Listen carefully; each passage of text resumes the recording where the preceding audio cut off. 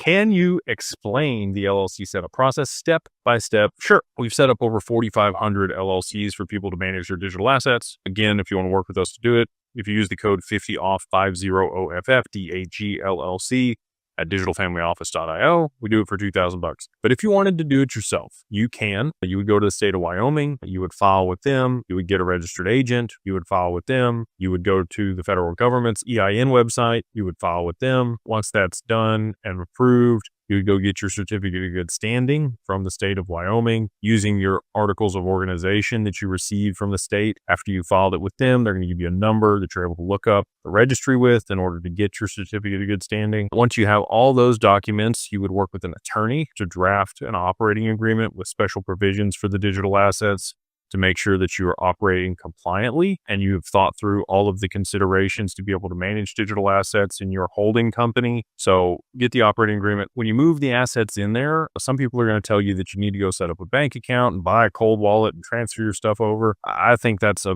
bunch of extra steps that you don't need to do. I would rather use the assets as the capital contribution to start the business. This needs to be a single member entity, or again, if you're in a state where a qualified joint venture works, you can also do a family limited partnership. It's a lot more complicated, probably going to cost you a bit more on the operating agreement on that one for you and your family. And you're going to have some other considerations about, when people die or partners want to leave or different things happen. When you move the assets into the corporation, you're going to just list them on the capital contributions page on the operating agreement. That's going to be the wallet address, the asset that you're moving in there, the amount of the asset. So, however many decimal places of the asset that you have, and then the dollar amount on the day of transfer. You get that page notarized. You can list as many assets as you want, as long as you have a separate wallet for each one. And you're basically gifting your cold wallet into the company to be able to trade that for the equity. So now the assets are in the corporation. You own the equity. They are a member managed LLC most of the time, where you are the member and you are the manager and you're managing and have control